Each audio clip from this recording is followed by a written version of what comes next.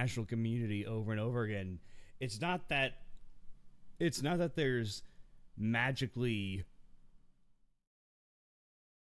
100 some other charges for every other country in the world that don't exist. It's literally because you can't stop committing war crimes.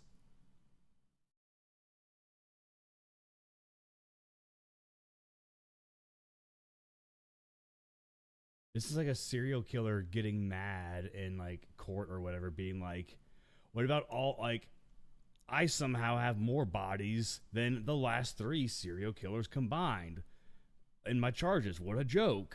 Like, what kind of argument?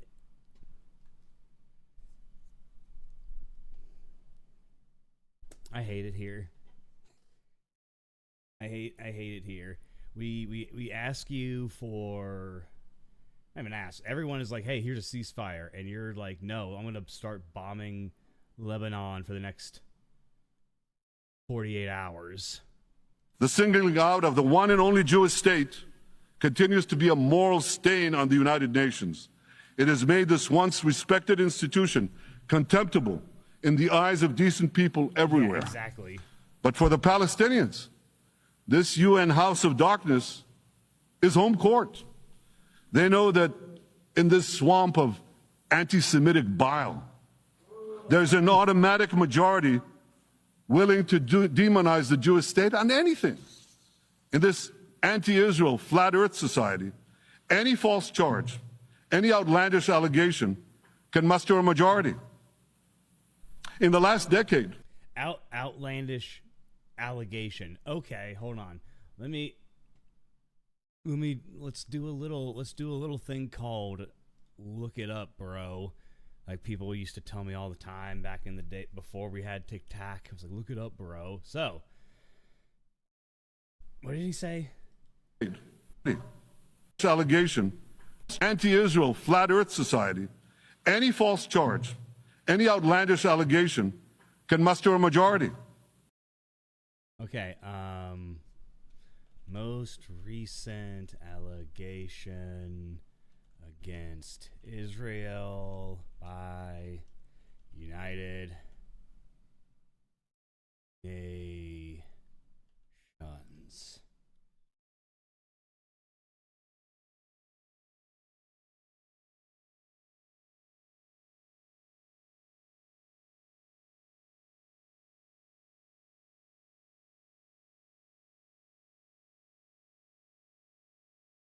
You mean like,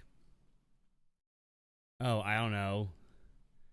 I mean, I know this isn't, necessarily the UN, but I mean, like, are we talking about this, my dude?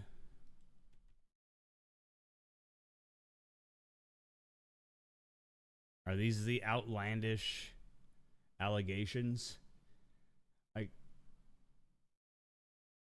what? Oh, F you. Tic tac. Hold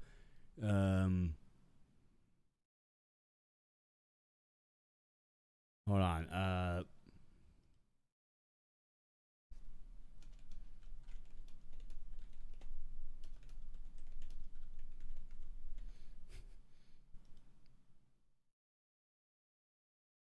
F you, Tic Tac. Wait, did I submit it? Oh, your UI is strange. Anyway. Yeah, In the last decade, there have been more resolutions passed against Israel in this hall at the UN General Assembly than against the entire world combined. like Diamond said earlier, oh, look, it's the repercussions of my own actions. Yeah, dude. If you keep committing actions that, a UN resolution would be, what is it, compiled, brought up, brought forward, created? Like, if you keep doing that, like, you're gonna keep getting, it's like if I keep speeding, And I keep wondering why I have more tickets than my neighbor.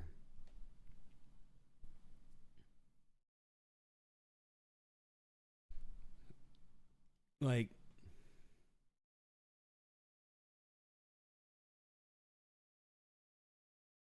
it's just so dumb. It's just so dumb. It's so very dumb.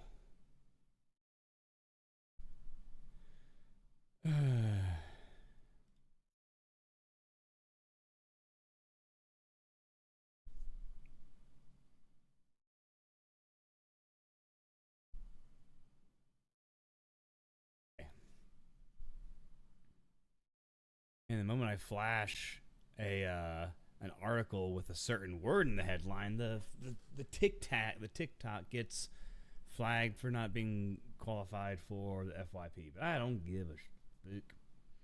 So, yeah, Israel is gonna do Israel things because it is being driven by a madman, and the madman is using the Jewish religion as a shield against any and all accusations, and it's just insane. It's an insane. We live in the worst timeline. We live in the absolute worst timeline. Okay, so quick update on a few other things. Some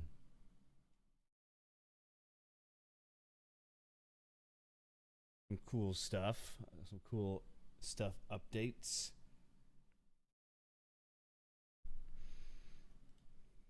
Where was it? No, look it back up. Maybe not a cool update, but a expected update.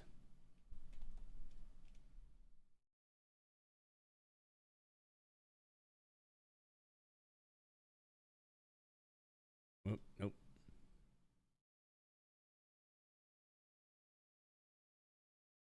And it is raining. I don't really. It's just a quick update on the. I got a wall there. Yep, got a paywall, which is dumb. I hate. I need to get a subscription to that, but bring the. I'm gonna find another article.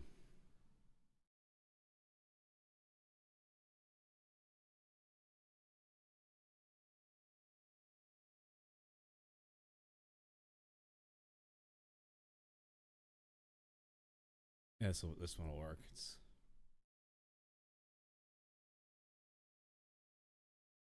I remember this is why I like using. Hope it works. Do we find? Yes, there we go. Quick update on Mayor Eric Adams.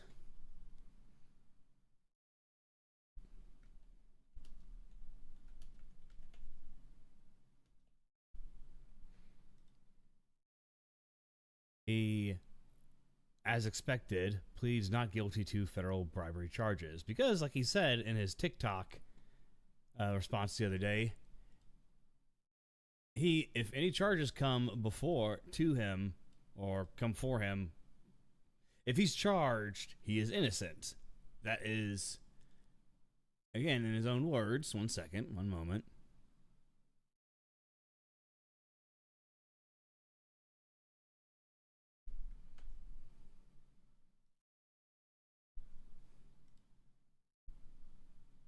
It is now my belief, my fellow New Yorkers, it is now my belief that the federal government intends to charge me with crimes.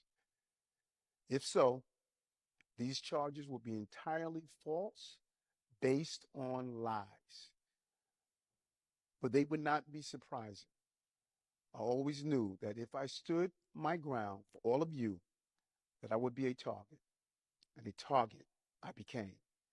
For months, leaks and rumors have been aimed at me in an attempt to undermine my credibility and paint me as guilty. I will fight these injustices with every ounce of my strength and my spirit. If I'm charged, I know I am innocent. I will request an immediate trials so the New Yorkers can hear the truth. I would love to. Oh, no, I don't give a love whatever you want to love. So again, in his own words, If he's charged, he's innocent. So, let's see what CBS has to say. We get to Alice Gaynor. She was in the courtroom throughout this arraignment, and Alice is now joining us now. What did you hear? What was said? Tell us everything you know, Alice.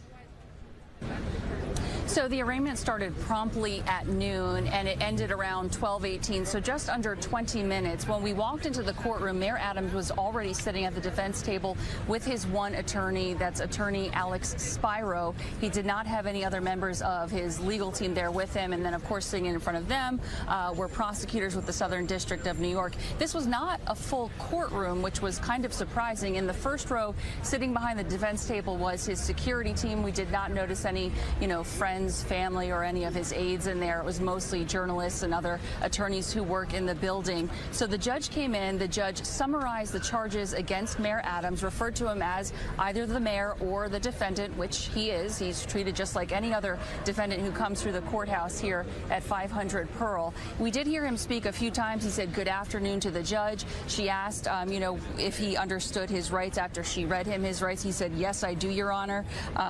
After she summarized the charges in the indictment, asked if he wanted to waive a public reading of the indictment. He said, yes, Your Honor. And then came the plea. He entered it himself. He said, quote, I am not guilty, Your Honor. That came in around 12:10. Again, the arraignment lasted until about 12:18. He was escorted out by U.S. Marshals. We all had to wait in the courtroom until he left. He was going to another floor to take care of some other things before he walks out of the courthouse here. I'm sure behind me you can see all of the cameras gathered here. He did get to leave early because obviously there's a security concern. He is the mayor here of New York City. Some conditions of his bail because he was released on his own signature. They are going to be working out who in fact he can have conversations with, either in his family or with his staff. They don't want him talking to certain people who are named in this indictment. The defense said there's at least one key witness they're aware of, so they're waiting for a list from prosecutors to see who he can speak with and about what. He cannot talk about the case, obviously, with any of his other staff members. I'm just checking my notes here to make sure I covered everything. So again, yes, he was released and he should be walking out of that courtroom here. And we know he said he's not stepping down, so he's going to be getting back to work. He arrived here pretty early this morning, just before 9 a.m. His arraignment happened at noon. He got here very early, went, and he was processed here in the courthouse. Again, we're keeping an eye on the door here because he should be walking out at some point. What was interesting is I mentioned when we walked into the courtroom, he was already sitting there with his attorney.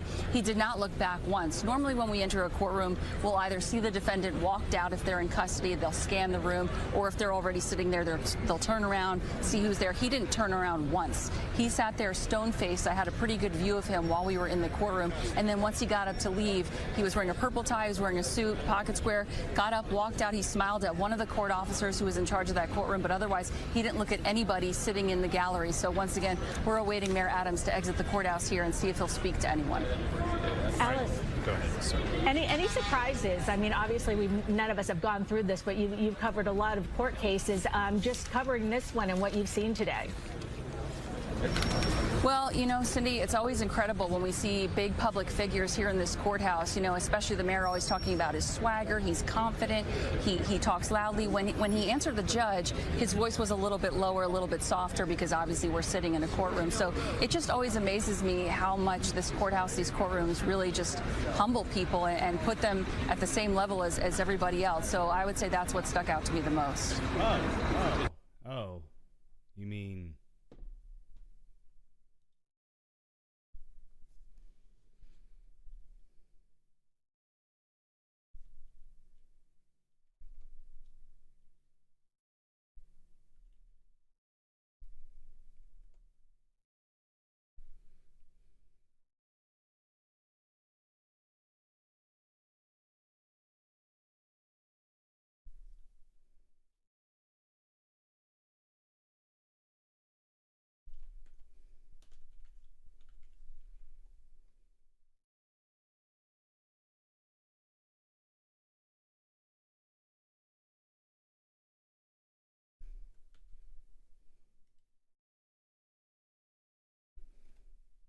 Wake that ass. What is it? illegal if I do that. I would be breaking law. So when people look at the migrants that are here, we didn't call people to come here. They were sent here by Governor Abbott, and the failure to secure. Federal monitor wants to take over Rikers. Okay, Rikers has been dysfunctional for generations. I came in, decreased violence, simp. I don't care. put in real incentive. The family of do you do that? First of all, yes, I did. I held a Riker. I represented hundreds. You went to visit the family members of the slain officer? No, not the slain officer. Okay, of course you did. But there's a graph that shows system. They should be allowed to carry of what they're doing. What you reporting how safe is. Is New York safer? Or represented you hundreds. Went to visit. You went to remember dismiss the law being highlighted. Now the people are upset too. They feel program were killing them in the first place. Walked the whole game in Rikers. What do you say about her statistics? Are you statistics that I presented from the Federal Monitor monitoring? What do you say about her statistics? I mean, these are statistics. These are Federal Monitor. Are you disputing with the Federal Monitor and the actual and the comptroller? Think about this for a moment. Yeah, we know. What was that, ma'am? Sorry, I'll go back a second. What did you say? You know, Cindy, it's always incredible when we see big public figures here in this courthouse, you know, especially the mayor always talking about his swagger. He's confident. He talks loudly. When he answered the judge, his voice was a little bit lower, a little bit softer, because obviously we're sitting in a courtroom. So it just always amazes me how much this courthouse, these courtrooms really just humble people and put them at the same level as everybody else. So I would say that's what stuck out to me the most. Yes. Federal Monitor. Are you disputing with the Federal Monitor and the actual and the comptroller? Think about this for a moment. Controller Brad Lander. Okay, please. But we're gonna throw people in names on who we're independent sources. He should not be one of them. Think about this Federal Monitor. The one that was independently elected by the people of New York, placed there. But I was independently elected also. And we've been there. And I'm addressing you. So think about this for a moment. Yeah. The Federal Monitor wants to take over Rikers. Okay. Rikers has been dysfunctional. He knows how to be to lower his voice and be quiet, I guess. When, you know, facing an agent of the law. So yeah, I can imagine what he was like in the courthouse. It's Doug Williams here alongside Cindy Hsu and Marshall Kramer here in studio.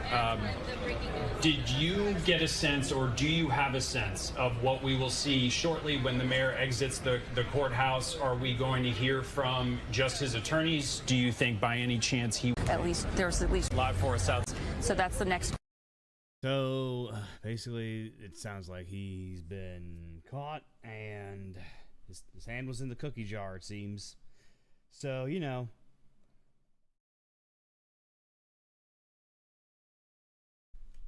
couldn't have happened to a nicer guy. All right, some other quicker news things I thought were interesting and to share. I'm just going to leave that up for y'all as a treat. What was it? Oh, yeah. I need to find the articles. I didn't pull them up earlier.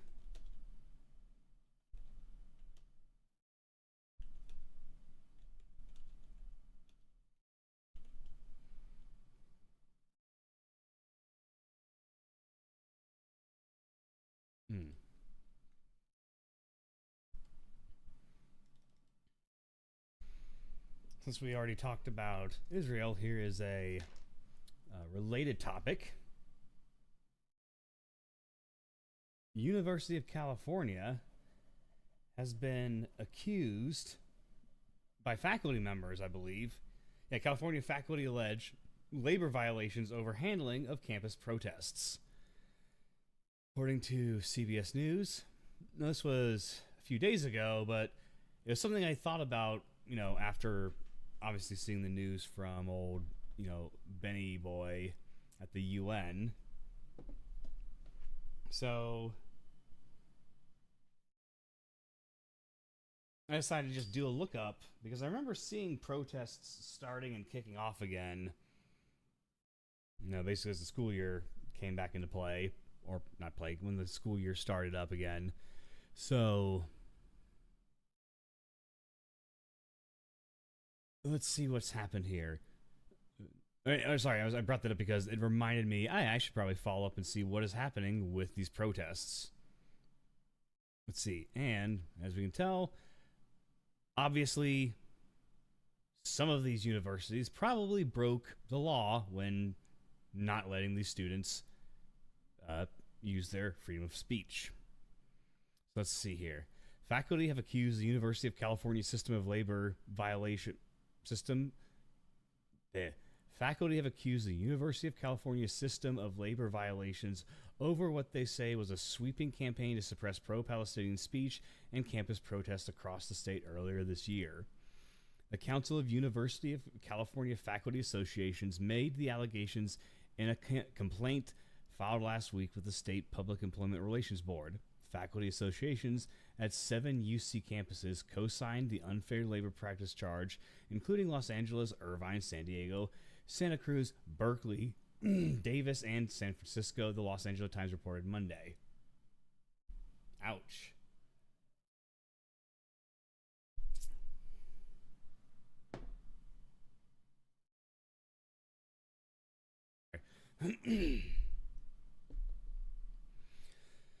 The council said UC administrators have threatened faculty for teaching about the history of the The council said the UC administrators have threatened faculty for teaching about the history of the Israeli-Palestinian conflict and launching disciplinary proceedings for those supporting on-campus student encampments.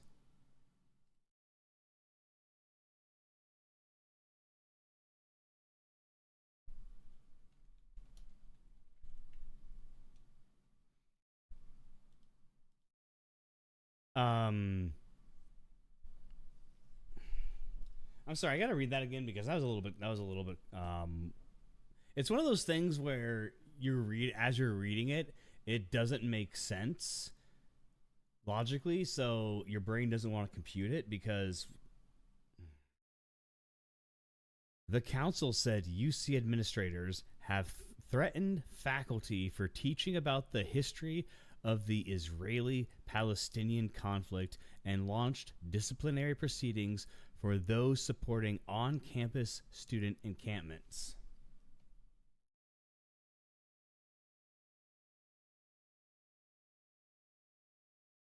You know, here my naive dumbass thought that it was going to be, the university trying to implement some kind of,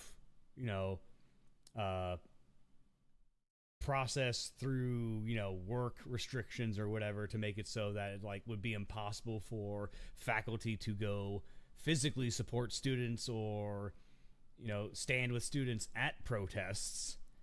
And silly me, it's literally just fucking 1984 shit of a university, if this turns out to be true,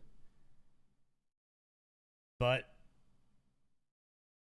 this council, on behalf of the faculty, alleges that UC administration threatened faculty if they were to teach about the actual history of Israeli-Palestinian conflict, and apparently has started disciplinary proceedings for people like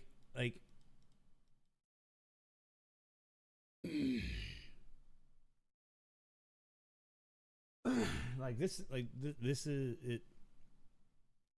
I'm not surprised that they are trying to punish teachers and students this way. I'm just surprised that it's just that blatant of stop teaching about the history of what's going on in the world.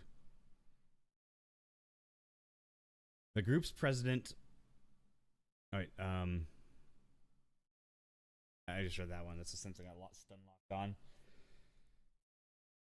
The group's president, Constance Penley, described the university's actions as a relentless campaign to chill faculty's exercise of their academic freedom and to deter them from teaching about the war in a way that does not align with the university's position, according to the Times. How much more?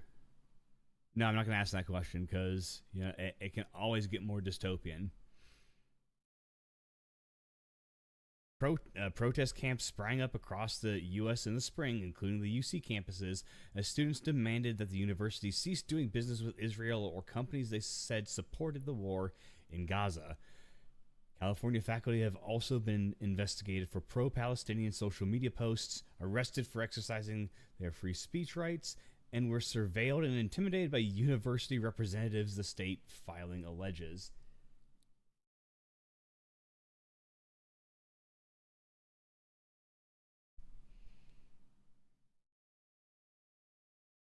So you're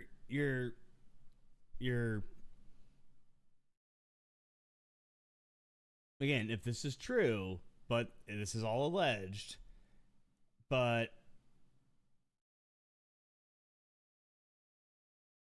I totally could see a university hiring a goon squad. And when I say goon squad, I don't mean what, I don't mean what most of people probably think, a gooner or a goon is. I mean literally like a lackey, a mercenary for like just the worst comedic villain possible to go intimidate people. Jeez. The Times said that months after police cleared pro-Palestinian campuses and universities, the fallout has continued at campuses statewide, with university officials implementing new protest rules and protesters grappling with ongoing suspensions and holds on their records. The university system defended its actions. UC spokesperson Heather Hansey pointed to a university statement previously filed with the State Labor Board in response to an earlier filing by the UCLA Faculty Association. It's great. Please see our previous response for the previous thing that was filed against us. We're just gonna copy and paste that for every accusation we get. Looks like you're totally trying to, whatever. The university stated that while it supports free speech and lawful protests, it must also ensure that all of its community members can safely continue to study, work, and exercise their rights, which is why it has in place policies that regulate the time, place, and manner for protest activities on its campuses. So basically, they're just like, you can protest, but only if it's like, you have the assigned time, like when we have welcome week or whatever. I bet that's what they're going to probably propose, if they propose anything in the future. The Public Employee Relations Board will review and evaluate the case and decide whether to dismiss the charges or proceed with having parties negotiate a settlement. If no settlement is reached, the case would be scheduled for a formal hearing before an administrative law judge. So that's cool.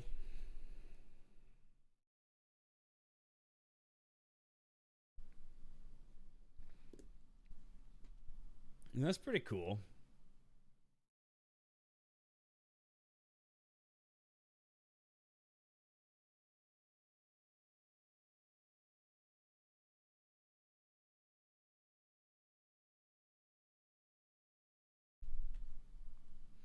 And, speaking on California, and this is just a segue to any kind of like pop culture stuff references, but yeah. I saw this and thought this was hilarious in just the stupidest way as well. But since we're on the topic of California, apparently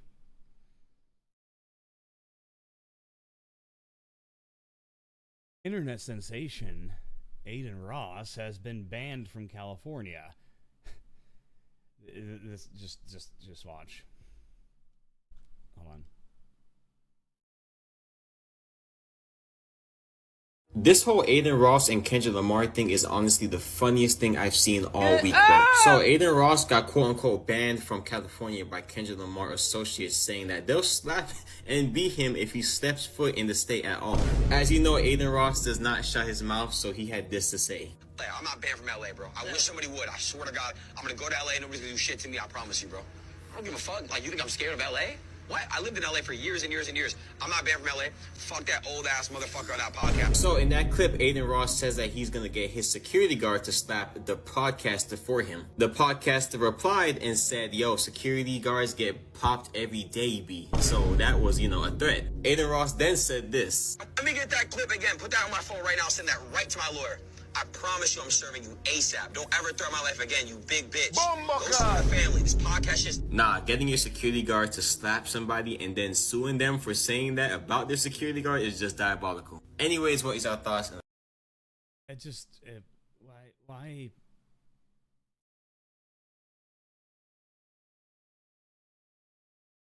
It's been strange watching the downfall of this dude, for a while now, and I don't get it. I don't get it. I feel like the majority of the people who have watched him over the years are just, because it's gotten exceedingly worse since he's gotten to kick, but just mostly people who just hate watch him and just I think it's most, and I don't even mean they literally they hate him but they literally just watch to do him do just hateful or stupid shit or just get shit on, and it's just very weird. And I'm also like, why are you beefing with a podcaster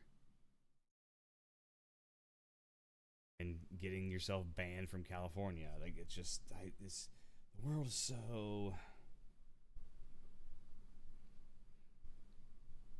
so very strange.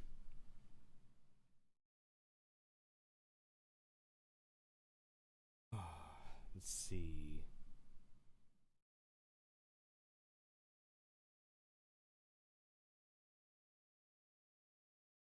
Okay, yeah. I got some fun more. There's the things, but first I'm gonna be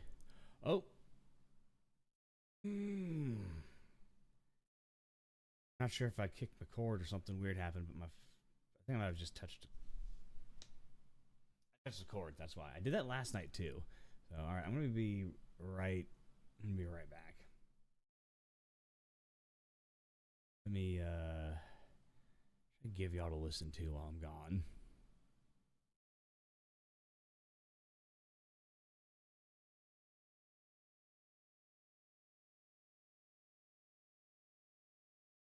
I'll just be right back.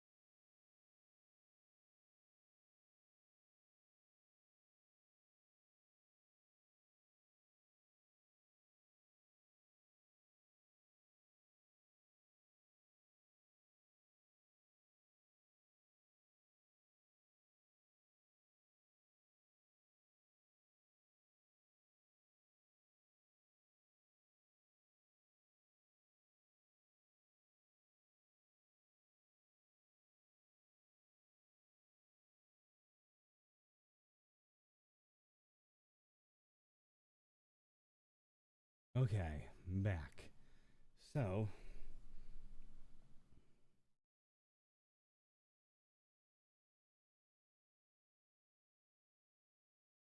I remember having this on in the, well, yeah, it kind of just popped up randomly. Not randomly, obviously, on my YouTube. Nothing's random when you get it, but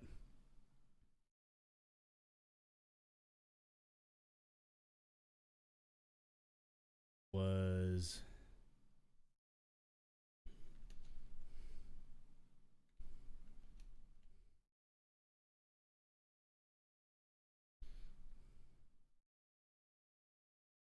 oh yeah, I already start this.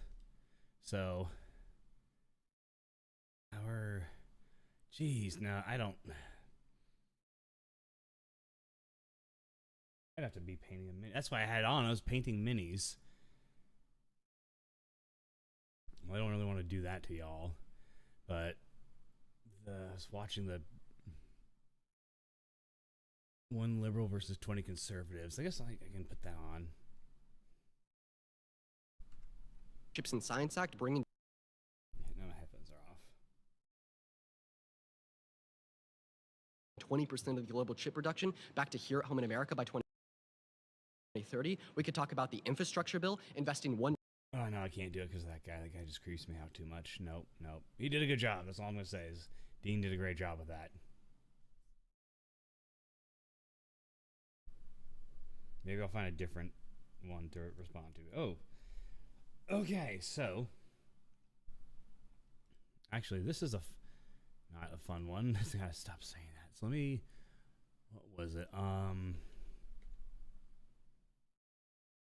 yeah. On Substack. You mean Dean?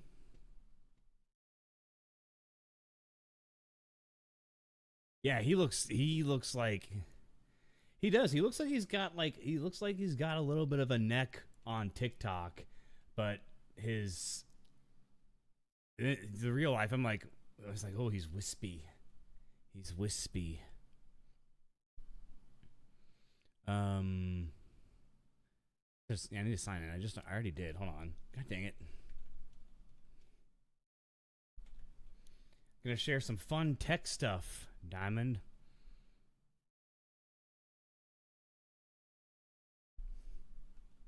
And by fun, I mean awful.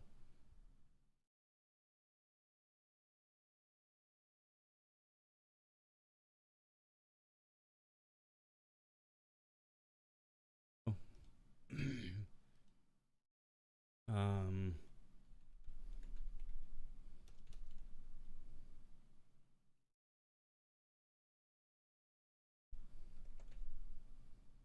we go.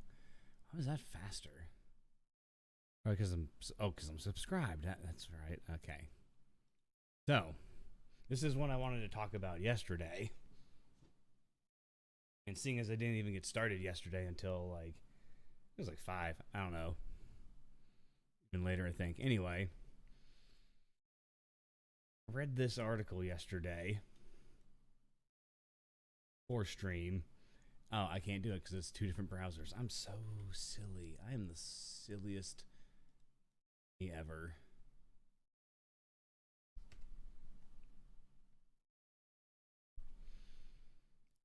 Titled "Decelerate or Die." Which will we choose? You already know, baby, by The Real Corn Pop. Now, The Real Corn Pop is this tech guy I follow on. I use tech guy in the terms of I know he works in tech and he's a guy, not that he's a tech bro or anything like that. Like he's like me. He's a guy who works in tech, but he's got a lot more qualifications and experience and all that stuff. And let me see.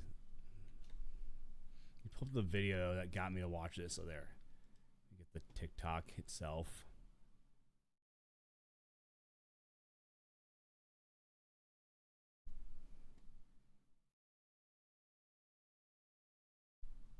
You guys know that data centers are expected to use up 6% of the United States' electricity by 2026? Do you know that data centers currently are consuming as much water as public utilities in the United States? Do you know that? Do you know it approximately consumes about 10 times as much energy to produce a single output from ChatGPT as it does to produce the same Google search? Like if you put the same questions in, it's going to take 10 times more energy to put out an answer from ChatGPT. Isn't that crazy? You know what else is really crazy is that some of the philosophies that undergird the entire AI revolution are quite literally accelerationist eugenics. Yeah. If you look up E/ACC, you'll find out more what I'm talking about. Look at people like Nick Land, you know what I'm saying? Look at people like Andreessen Horowitz in the Techno-Optimist Manifesto. Or if you don't want to read all about that yourself, you can also read about it in a piece I just published, which is titled Decelerate or Die, which is currently in my Substack. If you look up the Real Corn Pop Substack, you can find it there for free. Yeah, listen. Oh, stop. So,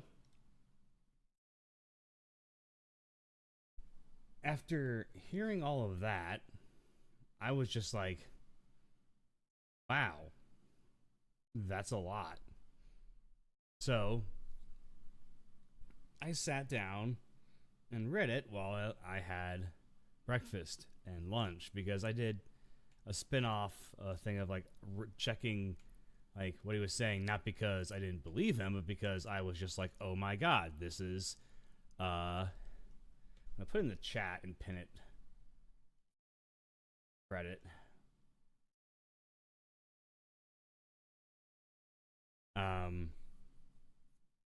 And I was just like, yeah, because some of the stuff I heard, and some of it just makes logical sense too, if you work anything in like,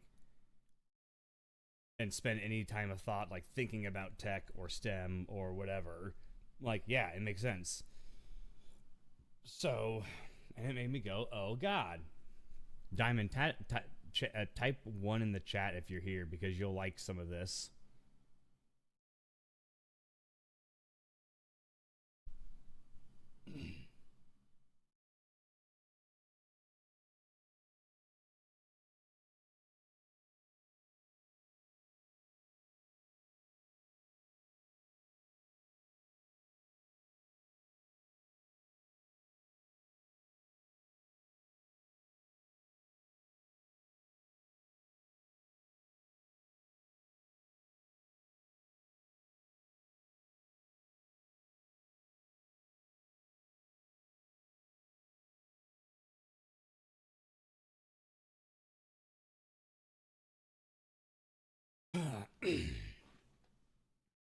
Oh, okay. I just looked up now.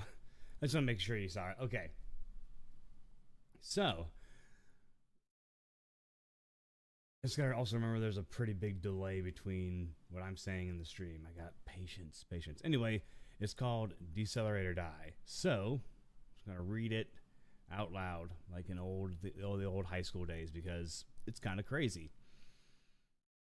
Massive data centers are forcing a choice, stark and immediate: electricity for people or for machines.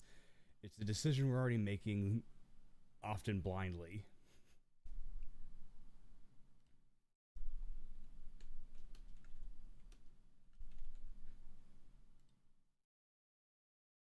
Just a few weeks ago, the Hollywood Bowl fell silent, not from applause, but from failure.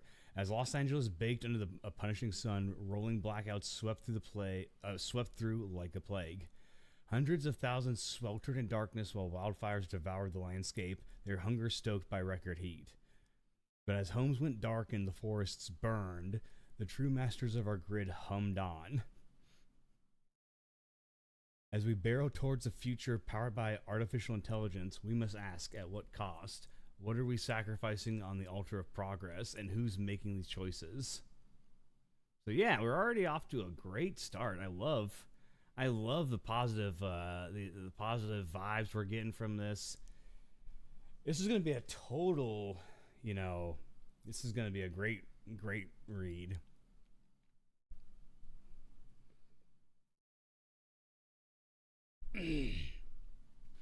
The bit wall.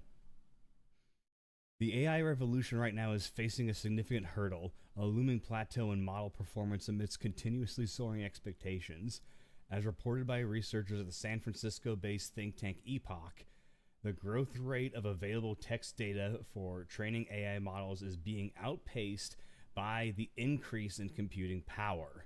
Their research suggests that the amount of text data is growing approximately 2.5 times per year, while computing power is increasing 4 times annually. This disparity is creating a critical bottleneck. AI researcher Tamay, sorry, I'm going to butcher this, Tamay Besiraglu, I'm so sorry, warns that if you start hitting those constraints about how much data you have, then you really can't scale up your models efficiently anymore. This is particularly concerning because scaling up This is particularly concerning because scaling up models has so far been the primary method for expanding their capabilities and improving output quality. So basically, our first problem with the AI models and machine learning and these the data centers that we're using to power all of this, we're eventually going to run out of usable data data that is able to be used within an ETL pipeline and everything like that. I'm going to grossly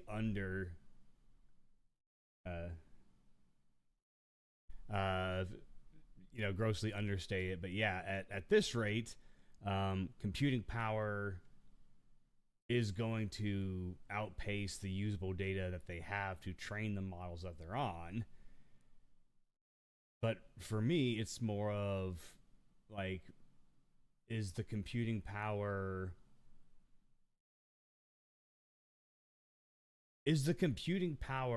directly tied? Yeah, this doesn't shock me. Yeah, that shock you that much. Yeah, I especially with, everything that you've learned since, your data science boot camp, like all the way to now, like what you're doing, like, yeah. Oh, did I ever tell you the other time when we were talking about what the original story plot line for The Matrix was supposed to be?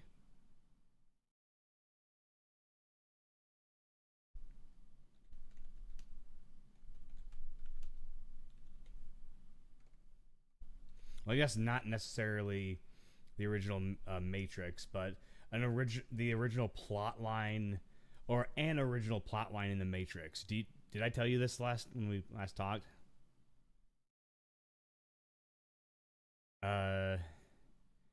Okay, so no, this was something I learned like literally the other day, or I heard the other day, but it makes sense. Apparently, humans weren't supposed to be used as batteries originally within the Matrix. Like, because one, just in general, and this has been a plot hole in the story for the longest time, is like, the human body doesn't generate that much electricity, like, realistically. Like, but sure, futuristic sci-fi robots or whatever. But apparently that was supposed to be,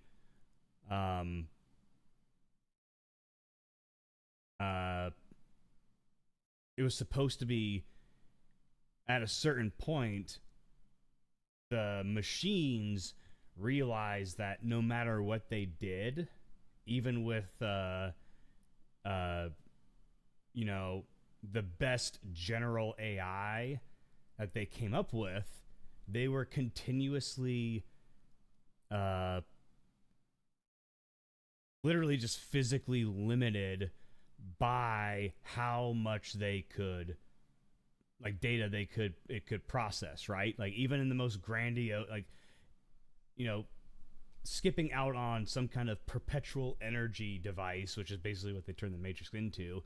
It was originally supposed to be, well, even us machines have our, like, physical limits until, like, we physically burn out our systems trying to process all of this. Oh, how about we take this sentient race and turn their brains, which can process far more data faster than us because of the physical matter, and use them to do the processing for us. Because we require far less energy to like operate 24/7 than the most intelligent supercomputer.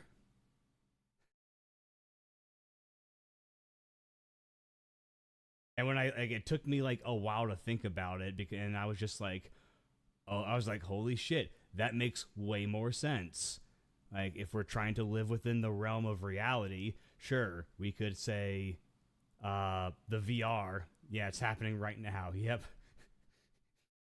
It's beginning, and eventually it's gonna be like,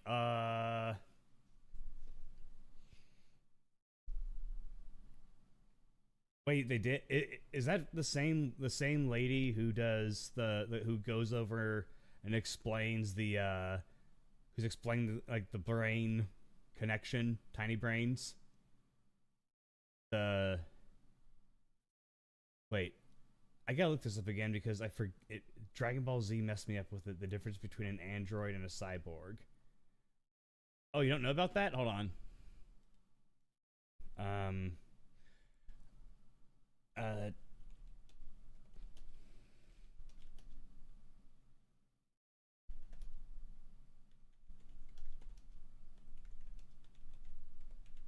Science, autism science time with Matt. Man. Yes, sir.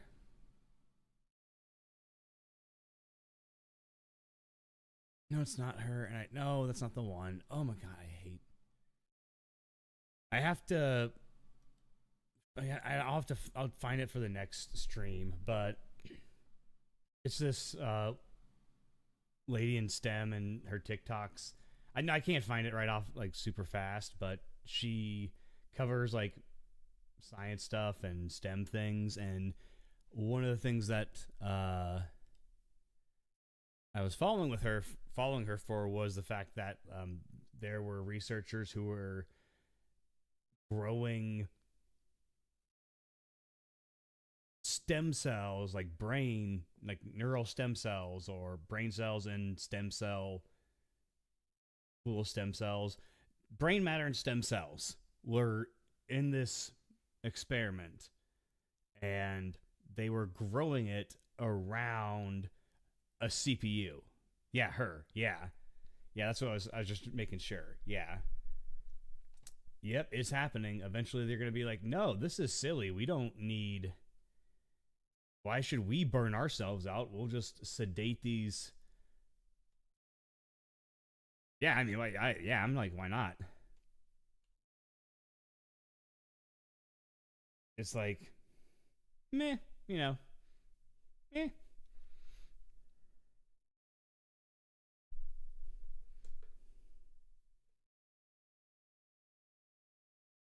I mean, we really do. And like I said the other day, I'm like, listen,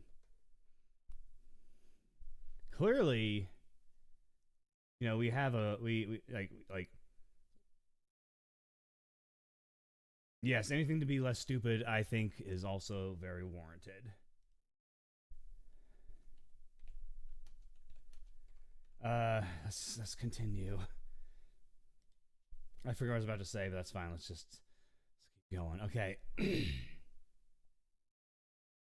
Extrapolating from current trends, large language models like Meta's Llama 3 or OpenAI's GPT-4. Why Llama? I hate. We can do better. We can do better.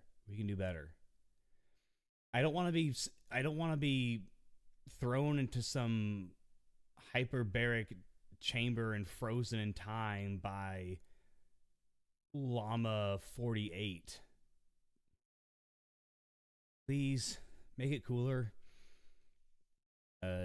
Could exhaust available fresh training data as soon as 2026. This impending data scarcity threatens the continuous improvement as characterized AI development thus far. Moreover, the technical limitations extend beyond data availability. As noted by Gary Marcus, the core capabilities of these systems have either reached a plateau or least have slowed down in their improvement. This observation aligns with the growing concern that current AI systems are hitting a ceiling in their ability to process and interpret information in a way that is immediately usable for tasks that most end users want. I think this is a typo, but I'm just going to say end users want it to be used for.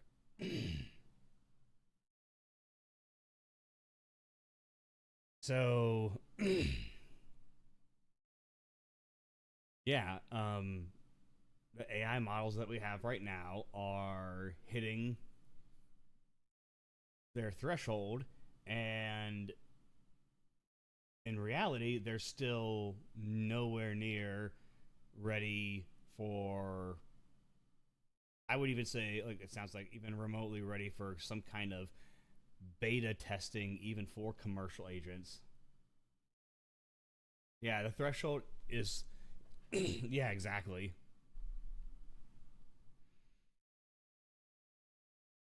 Businesses don't get it.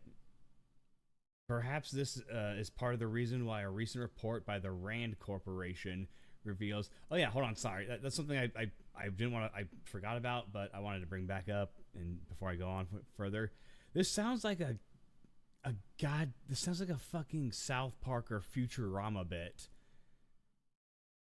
The impending data scarcity. The impending data scarcity.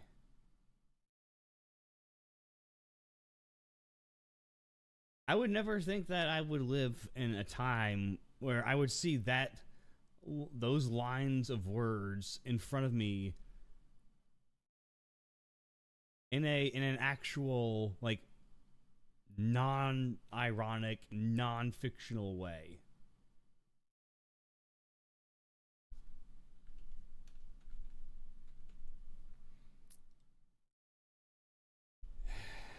And it just that's the only thing my mind can manage it as, is some kind of bit that I've heard in freaking Futurama or something.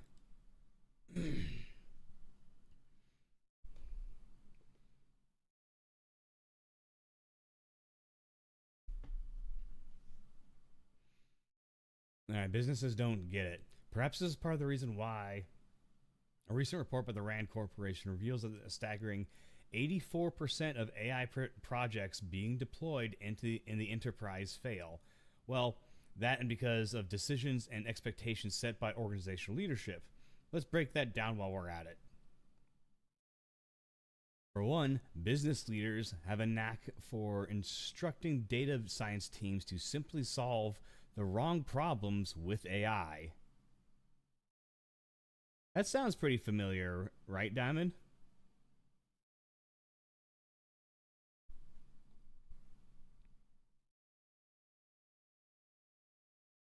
Many senior leaders have inflated expectations of AI's capabilities, and they fail to recognize that optimizing an AI model for specific organizational use cases is far more complex than general demonstration suggests.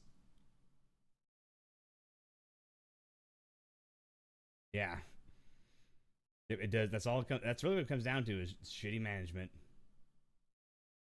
Leaders also frequently underestimate the time required to train and implement effective AI models or AI-based tools.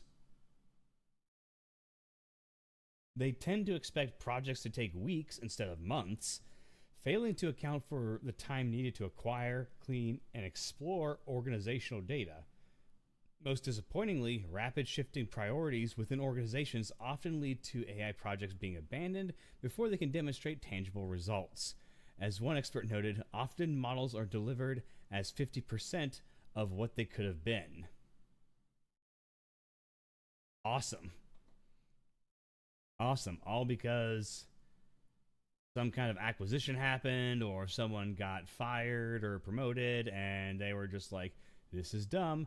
I'm the head ape in charge. I get make decision now. Me right.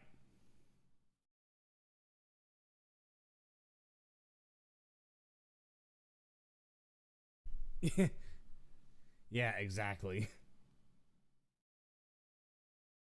All right, let's see how customers and employees.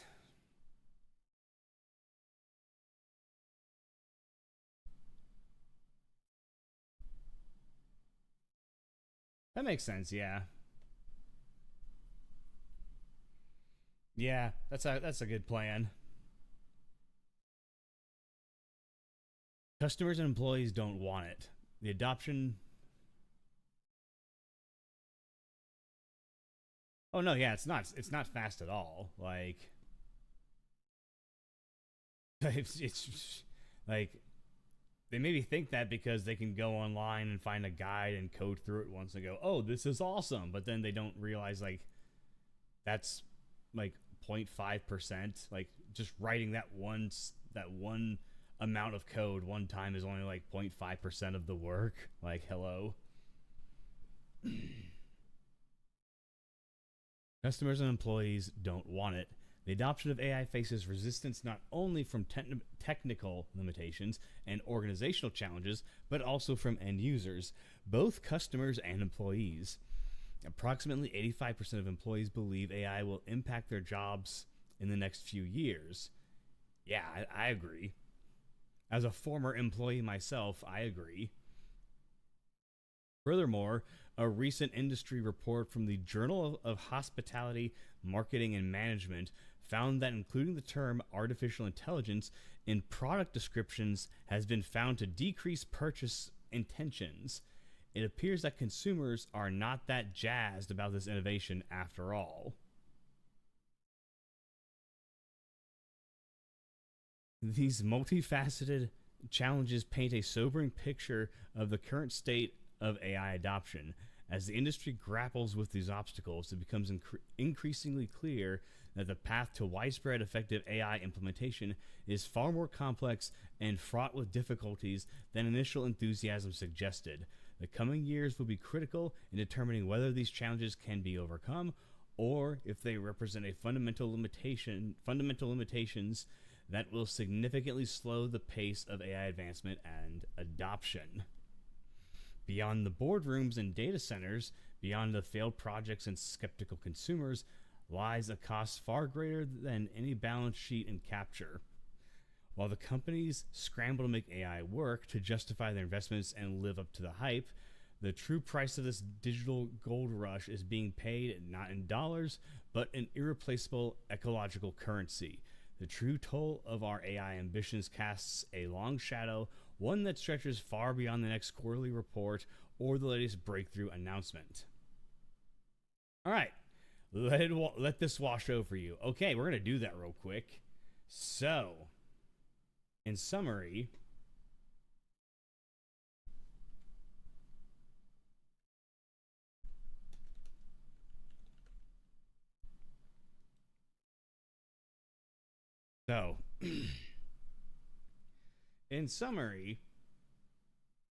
employees obviously are not thrilled and don't want AI in the workplace, to say the least, is because they're obviously going to suffer and lose their jobs. Or at the very least, it's probably going to change. And it's going to change in a way that's going to suck for the employee, while the executives and managers make all the money. Or at least get paid more. And yet it seems like, if we go back here, a lot of what they're trying to use, again, AI 4 is not ready by a long shot, and 2, if it does work, it's not not even if it works, but if it like gives results in any kind of meaningful way, it's not related to what the businesses want. Because like I said back here, the businesses are asking the AI and machine learning, the algorithms, the data scientists, whoever are implementing this, the wrong questions. So they're going to terminate employees, most likely over some kind of semi-functional AI product, and it's going to blow up in their face. And those employees will never get their job and nothing will happen to the executives at the top. And so yeah, I see that's my outcome for that. And obviously I would say, like, people online, especially in business, know that AI is overblown and that, like, it's nowhere near ready. I mean, like, yeah, it's the people who are lazy at the top always causing the problems. Yeah, exactly. I saved it. I gotta find it somewhere, but it was a great article about, like,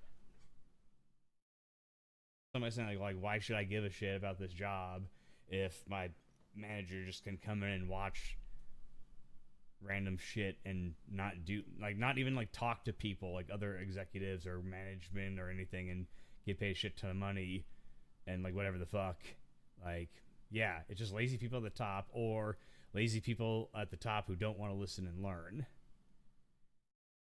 on top of a product that is not ready to go, like, just period. All right, now that we let that wash over us, imagine a structure that guzzles more water daily than a small town. This is, oh, I get what you're doing here. I'm so smart. I am the most intelligent person ever. I definitely am not on the spectrum or anything. This is the reality of a hyperscale data center, the heart of the AI revolution, and they consume an average of a staggering 550,000 gallons of water every single day. But this is just the tip of the iceberg. Let's take a closer look at the tech giants driving this water crisis. Microsoft, a name synonymous with innovation, has become a water-guzzling behemoth. In July 2022 alone, their Iowa data centers devoured 11.5 million gallons of water, accounting for 6% of all water used in the West Des Moines Waterworks District. This is not an isolated incident. Microsoft's global water consumption skyrocketed by 34% from 2021 to 2022, reaching a mind-boggling 1.7 billion gallons. Got Maggie Smith on the brain. Rest in Potterville. Google, another tech titan, is no better, with each of its data centers slurping up 450,000 gallons daily. But where's all this water going? The answer lies in the very nature of these digital powerhouses. Data centers generate immense heat, requiring constant cooling to function. Many rely on evaporative cooling methods where water is used once and then vanishes into thin air. It's a process as wasteful as it is unnecessary, with the precious resource literally evaporating before our eyes. The impact of this insatiable thirst extends far beyond the data center sites themselves. Data centers now rank among the top 10 water-consuming industries in the United States. This puts them in direct competition with agriculture, manufacturing, and public water supplies. As one environmental expert put it, we're essentially choosing between powering our internet and watering our crops.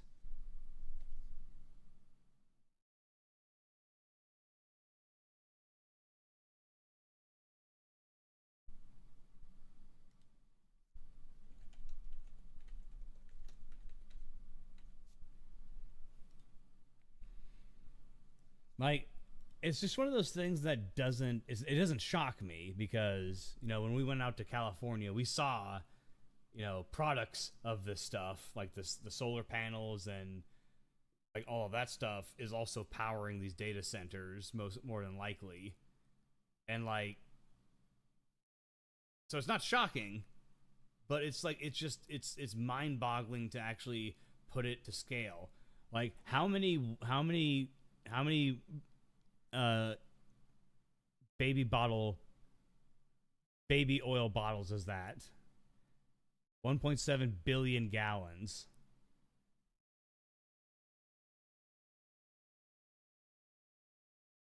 That's definitely more than 1,000 baby oil bottle.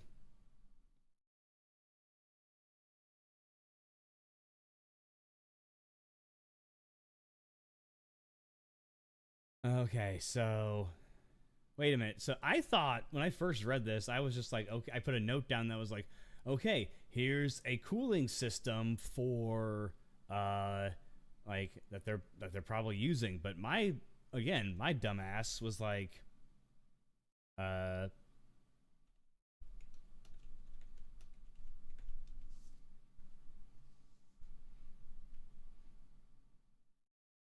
like, you know, something like this for your GPU, right? Like, I'm trying to find the most generic picture that people can recognize, like this, right? Like a liquid cooling system, right, for your GPU.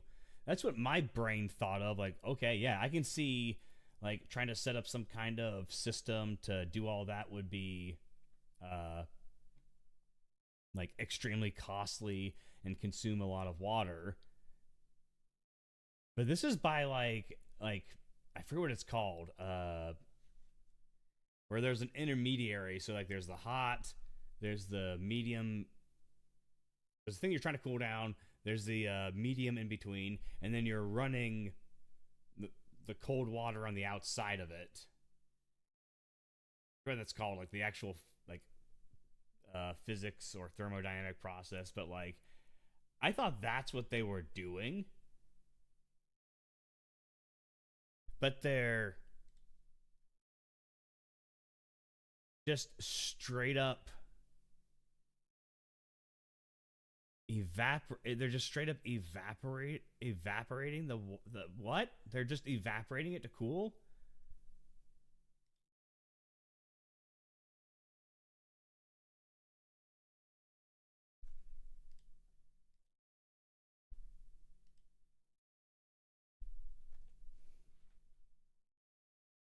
Yeah, I was going to say, doesn't that take a lot of energy just to evaporate the liquid itself?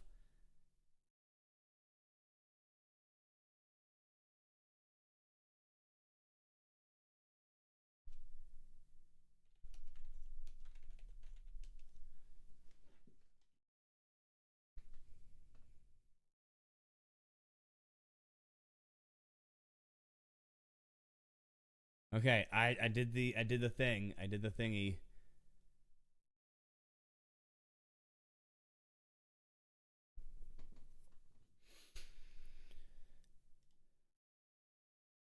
Okay, so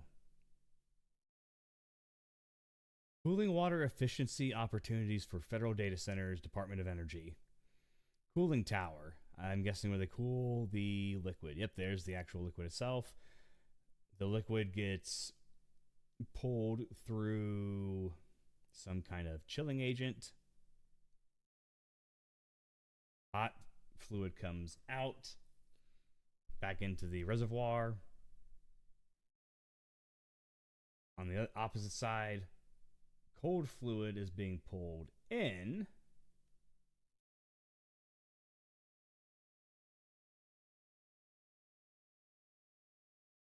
Getting pulled up, evaporated. Oh, I am so smart, meaning I'm dumb. So then at the chilling, I'm just very bad at describing charts like this. I got asked to do something like this to provide charts or flows or things like this for basically a certification test, and I was god awful at it. I guess this is a great learning opportunity. Anyway, pulls the water in. Cool water gets evaporated, air-cooled IT racks, a fan,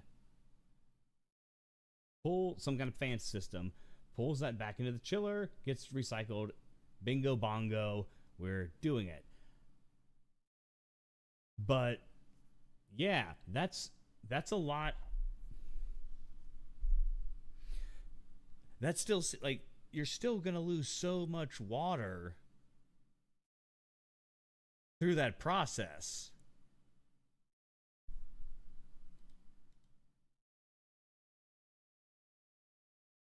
Hey, hold on. Oh, you, no, okay.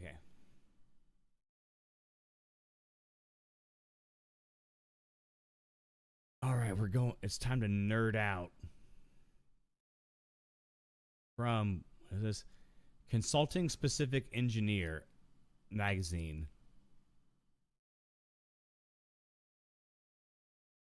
This is my life now.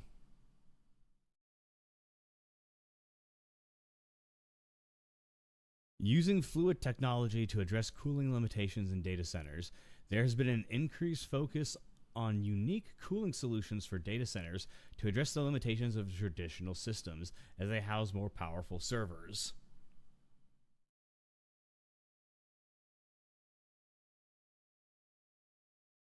Every day, zettabytes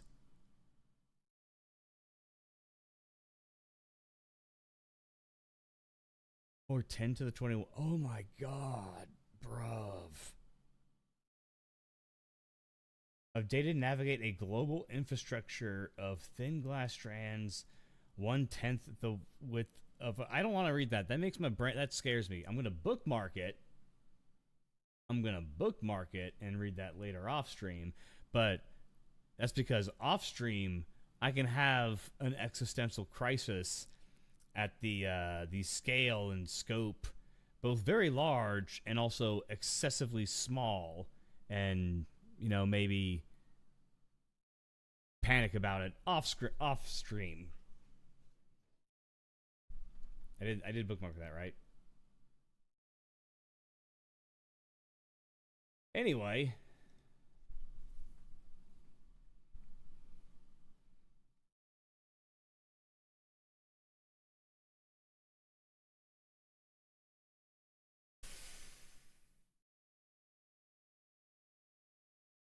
like, just the fact, like, this was a scale that got me, like, yesterday. Was like, I knew I was using a lot, but I was just like, the fact that it's literally at a point where it competes with how much water is needed by our freaking agriculture is... Thanks, I hate it. Even more concerning is where these data centers are being built. In a cruel irony, many are established in areas already facing water scarcity. Mesa, Arizona, Bluffdale, Utah, and regions near the drought-stricken Mexico City have all seen data centers spring up, further straining their dwindling resources. In Bluffdale, the NSA's Utah data center alone consumes 1.7 million gallons of water daily. 1.7 million gallons in a state where every drop counts. Yeah, it's not like those places are hot or anything. Diamond, it's not like Utah was, and, Arizona, when we stopped in Arizona briefly, and even New Mexico. It's not like those places were hot or anything in the summer.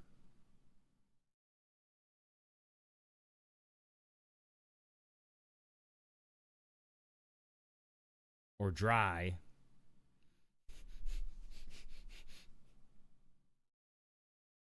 Yeah, very wild. The construction of these digital oasis brings its set the construction. Hold on. Yes. Water.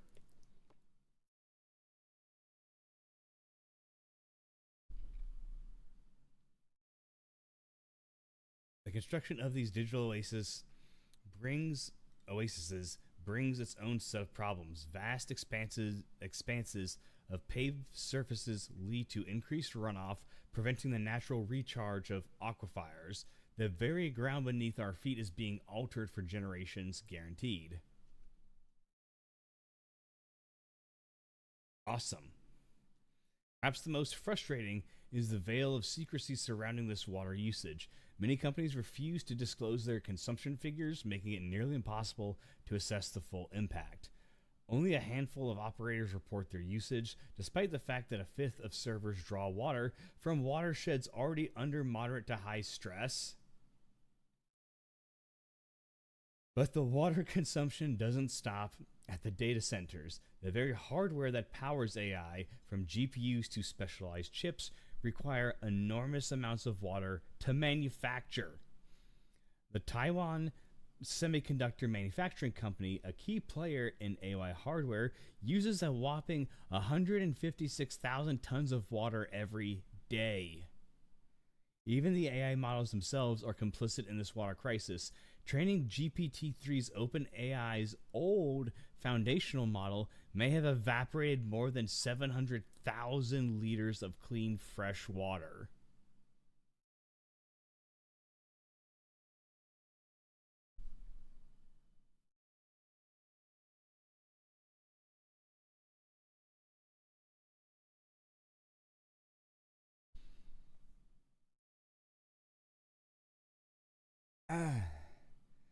Looking to the future, the forecast is grim. By 2027, cooling for generative AI is predicted to consume more than 4 times as much water as Denmark usually, AI is predicted in 2027 to consume more than 4 times as much water as Denmark uses annually.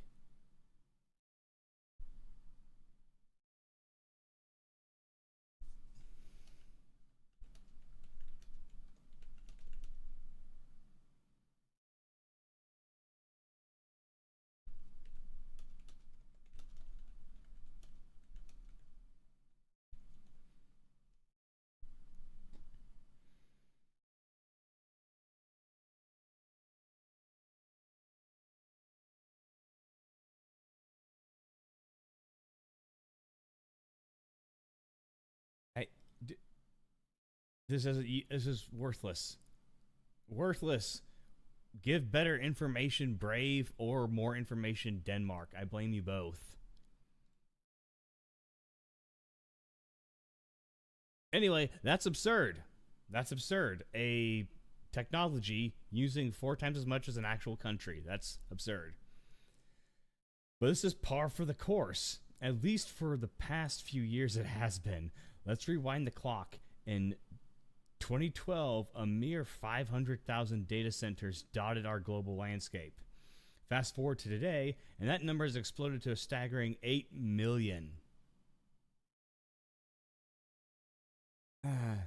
This is